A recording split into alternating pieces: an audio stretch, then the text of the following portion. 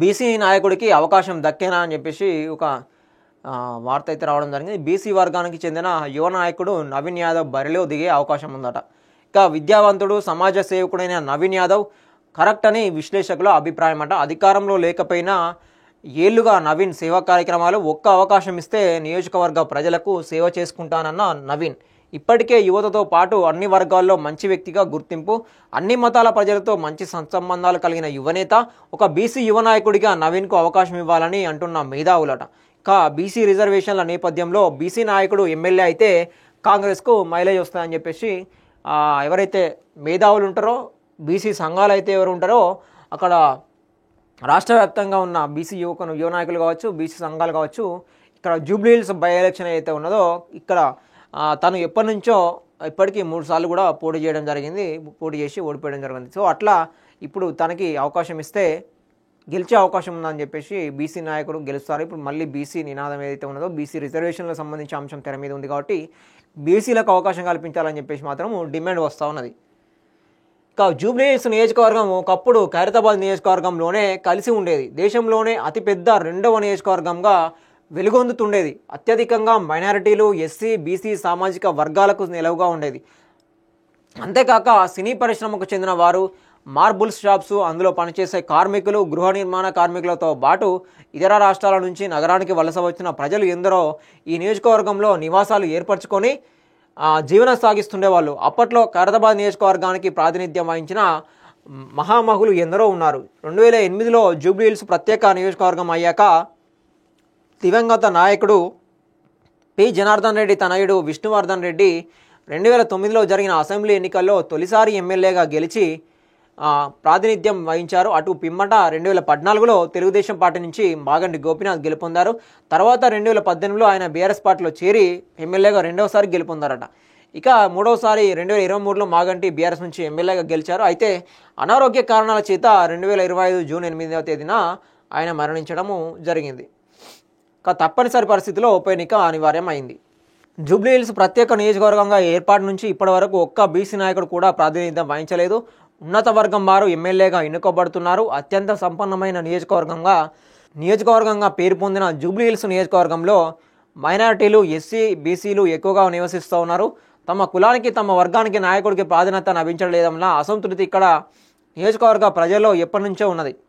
ఈ క్రమంలోనే బీసీ వర్గానికి చెందిన యువ నాయకుడు నవీన్ యాదవ్ తన ఉన్నత విద్య పూర్తయిన తర్వాత ప్రజాక్షేత్రంలోకి అడుగుపెట్టారు. తనకున్న మేధస్సుతో, సేవా దృక్పథంతో ప్రజా సంక్షేమ కార్యక్రమాల్లో మునిగిపోయారు. నియోజకవర్గ ప్రజల్లో తలలో నాలుకగా ఉంటూ అన్ని వేళలా అందుబాటులో ఉండేవారు.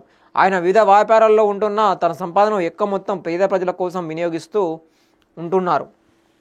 ఈ క్రమంలో నవీన్ యాదవ్ ఇటు ప్రజల్లోనూ, అటు ప్రభుత్వ పెద్దల్లోనూ, అధికారుల్లోనూ, అన్ని సామాజిక వర్గాల్లోనూ ఒక ఉన్నతమైన వ్యక్తిగా, సామాజిక సేవకుడిగా పేరు సంపాదించుకున్నాడు.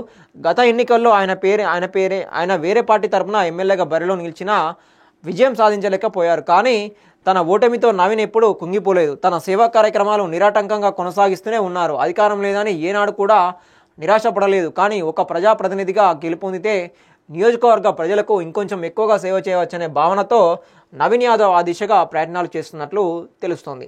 ఇక జూబ్లీ హిల్స్ నియోజకవర్గము విషయానికి వస్తే అటు సంపన్నులతో పాటు సామాన్యులు సైతం ఇక్కడ జీవనం సాగిస్తూ ఉన్నారు. అన్ని ప్రాంతాల ప్రజలను తన హక్కున చేర్చుకొని ఆశ్రయం కల్పిస్తున్న నియోజకవర్గం ఇది. ఇక్కడ బీసీల ప్రాబల్యం ఎక్కువగా ఉన్నా ఏ బీసీ నాయకుడు కూడా రాజకీయ అధికారం చేజిక్కున్న దాఖలాలు లేవంట. ఇక ఈ క్రమంలో ప్రస్తుతము రాష్ట్రంలో బీసీ రిజర్వేషన్ ఉద్యమం ఒక ఉవ్వెత్తున లేచే కిరటంలో సాగుతున్న వేళ జూబ్లీ హిల్స్ లాంటి విభిన్న పోకడలు నెలకొన్న నియోజకవర్గంలో బీసీ నాయకుడికి కాంగ్రెస్ పార్టీ అవకాశం ఇచ్చి ఎమ్మెల్యేగా గెలిపిస్తే తెలంగాణలో కొనసాగుతున్న బీసీ ఉద్యమానికి మరింత ఊపిరి లభిస్తుందని రాజకీయ విశ్లేషకులు భావిస్తూ ఉన్నారట. ఇక అందుకే వారందరూ బీసీ యువ నాయకుడు నవీన్ యాదవ్ వైపే మొగ్గు చూపుతూ ఉన్నారట. ఇక ఉన్నత విద్యావంతుడు, సౌమ్యుడు, మంచి మనసున్న నాయకుడు, సేవా తత్పరుడు అయిన నవీన్ యాదవ్ సరిపోతాడని, ఆయన నాయకత్వంలో నియోజకవర్గం మరింత అభివృద్ధి సాధిస్తుందని వారు భావిస్తూ ఉన్నారు. ఇక మరి కాంగ్రెస్ పార్టీ అధిష్టానం ఎలాంటి నిర్ణయం తీసుకుంటుందని అన్నది వేచి చూడాలి. ఒక నిబద్ధత కలిగిన వ్యక్తిగా నవీన్ యాదవ్ ఈ ఎన్నికల్లో నిలబడితే ఖచ్చితంగా విజయం సాధిస్తాడని రాజకీయ మేధావులు సైతం జోస్యం చెబుతూ ఉన్నారట. మరి చూద్దాం కాలం ఎలాంటి సమాధానం చెబుతుందో, ఎలాంటి తీర్పును అందిస్తుందో. All the best Naveen Yadav అని చెప్పేసి రాయడం జరిగింది మనం. సో మొత్తానికైతే ఇక్కడ నవీన్ యాదవ్కు లోకల్లో అంతకుముందు చాలాసార్లు పోటీ చేశాడు కాబట్టి తనకు అవకాశం ఇస్తే మేము గెలిపించుకుంటామని చెప్పేసి పెద్ద ఎత్తున బీసీ వర్గాల్లో చర్చ అయితే జరుగుతూ ఉన్నది. సో మరి హైకమాండు పాత ఎవరైతే పోటీ చేశారో వాళ్ళకు టికెట్ ఇస్తుందా, లేదంటే మొన్న వెళ్ళి కలిసి రాహుల్ గాంధీ కూడా కలవడం జరిగింది. ఎవరైతే పోటీ చేశారో కాంగ్రెస్ పార్టీ నుంచి గతంలో తను వెళ్ళి రాహుల్ గాంధీ గురించి కలిస్తే రాహుల్ గాంధీ కూడా హామీ ఇచ్చినట్టుగా కూడా తెలుస్తూ ఉన్నది.